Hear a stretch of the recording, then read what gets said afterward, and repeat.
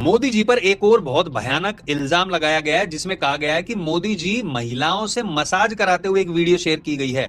उनका सिर्फ फेस दिखाई दे रहा है और यह बताया जा रहा है कि और महिलाएं भी नीचे की तरफ, जहां का वीडियो नहीं दिखाया है, वहां पर और मसाज कर रही हैं। आपत्तिजनक बातें कही गई हैं और 8 और ऐसी वीडियोस होने की बात कही गई है और बताया गया कि एक एक करके उन सारी वीडियोस को अब पोस्ट किया जाएगा।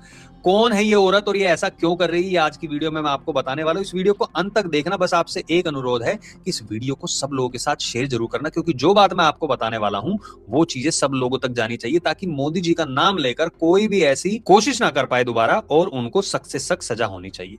तो आपको याद होगा, मैंने एक वीडियो बनाई थी, उसमें आपको बताया था कि मधु किश्वर नाम की एक महिला ने एक खुलासे के तौर पर कहा कि मोदी जी 3 औरतों के साथ सोए और उनको बाद में मिनिस्टर पद दिया गया।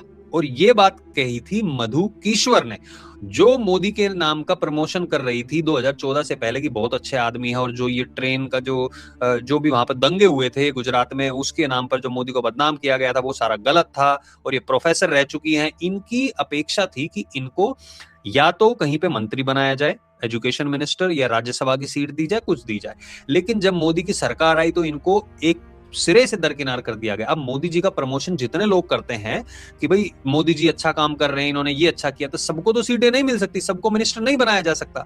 तो इन्होंने एक प्लान के तहत एक चीजें करनी शुरू कर दी। अब ये प्लान के तहत किसके कहने पे की, ये तो अभी तक नहीं पता चल पाया कि, लेकिन ऑब्वियसली इसके पीछे ऑपोजिशन और कुछ बाहर की ताकतें हैं।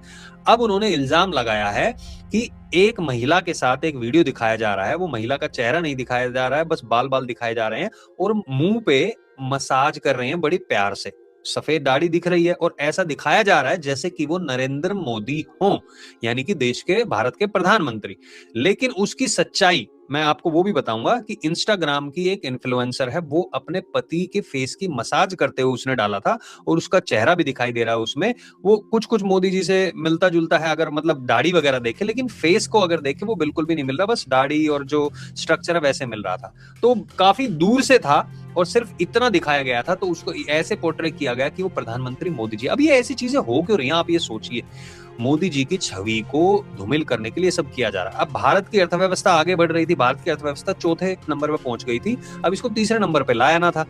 अब जो ये क्राइसिस हो रहे हैं, युद्ध हो रहे हैं, खास तौर पे अभी मिडिल ईस्ट में जो हो रहा है, अमेरिका कर रहा है ईरान के साथ, उससे और भारत को नुकसान हो रहा है, क्योंकि जो चीजें हैं वो पहुंच नहीं पा रही हैं, जो एक्सपोर्ट नहीं हो पा रहा, इंपोर्ट नहीं हो पा रहा। भारत तो बहुत ज्यादा वहां पर व्यापार करता है, तो इस वजह से भी भारत के जो व्यापार है उस पर फर्क पड़ रहा है। तो जीडीपी अब 6 नंबर पे आ गई।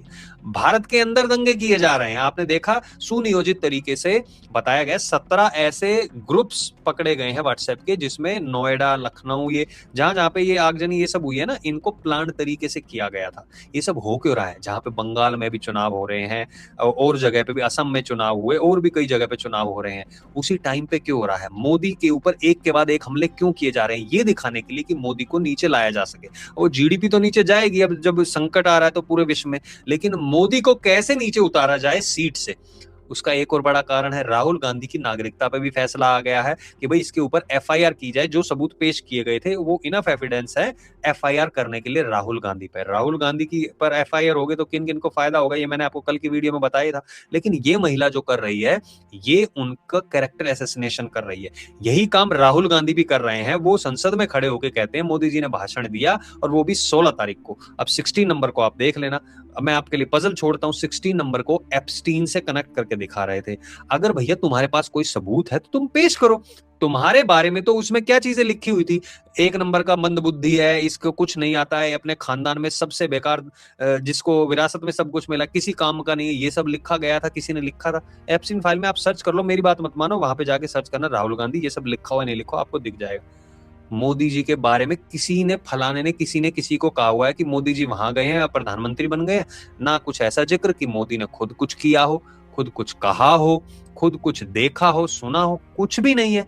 तो आप उनका नाम लेके इल्जाम लगा रहे हैं, क्यों? क्योंकि ऐसे बदनाम करेंगे सोशल मीडिया पे तो लोग उसको बार बार बोलेंगे, चिल्ला के झूठ, तो उसको सच मान लेंगे। मोदी का कैरेक्टर असैसिनेशन कर रहे हैं। तुम्हारे पास अगर सबूत, मेरे पास अगर सबूत होते, मैं ऑपोजिशन में होता तो मैं सामने लाके रख देता, और वो सबूत सामने आते तो उसकी जांच की जाती। जांच की जाती तो पता चल जाता कि भैया क्या सच्चाई है क्या नहीं है। लेकिन इनके पास ना कोई सबूत है, ना कुछ है। ये सिर्फ मोदी को टारगेट कर रहे हैं।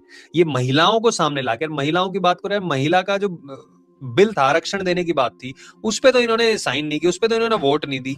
वहां पे 2/3 बहुमत चाहिए था, इस वजह से वो फेल हो गया। लेकिन उसके पीछे एक कहानी अलग है, अलग वीडियो में बताऊंगा। लेकिन मोदी का कैरेक्टर एसेसिनेशन किया जा रहा है। मोदी का एसेसिनेशन करने की बात तो पहले की जा रही थी डीप स्टेट के द्वारा, लेकिन अब सोच रहे हैं ऐसे तो कुछ नहीं हो पाएगा भैया, रॉ वगैरह सब लगी हुई है, तो इनके कैरेक्टर की धज्जियां उड़ाई जाए, इनको ये साबित किया जाए कि ये महिलाओं के अगेंस्ट है, ये महिलाओं का सम्मान नहीं करते हैं, ये महिलाओं को प्रताड़ित करते हैं, उनका शोषण करते हैं। इस तरीके की चीजें लाई जा रही है ताकि लोगों में एक विश्वास क्रिएट किया जा सके कि मोदी महिलाओं का नहीं है। लेकिन किया क्यों जा रहा है ऐसा?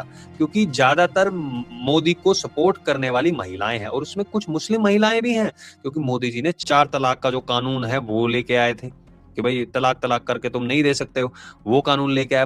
मुस्लिम महिलाओं के लिए और भी बात की जा रही है, वक्फ बोर्ड है उसमें मुस्लिम महिलाओं की भागीदारी की बात की जा रही है।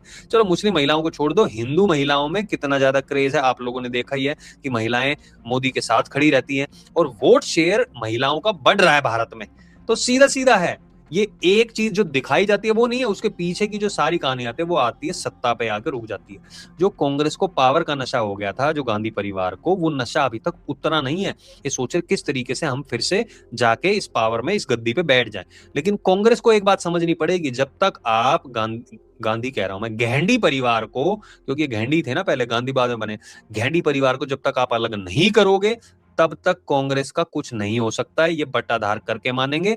उसने भी देख लो आप, एक कोशिश की थी पवन खेड़ा ने, मोदी जी को गालियां बक रहा था, अब भगा भगा फिर रहा है। क्यों? क्योंकि उसने असम की जो सीएम है उनकी वाइफ पे भी टिप्पणियां कर दी थी, पासपोर्ट की गलत जानकारियां शेयर कर दी थी, तो अब वो भगे भगे फिरे। सुप्रीम कोर्ट ने भी 2 बार उनको जमानत देने से मना कर दिया है। ऐसा ही हाल होने वाला राहुल गांधी, इनके सपोर्टर्स का। अब जो ये महिला कर रही है, किसके कहने पे कर रही है? मेरा एक ही सुझाव है कि जल्दी से जल्दी इस पे एफआईआर करके इसको जेल में डाला जाए, महिला पुलिसकर्मी को अंदर भेजा जाए इसे पूछताछ करने के लिए कि भैया अच्छे से थोड़ी पूछताछ करो, पता चले।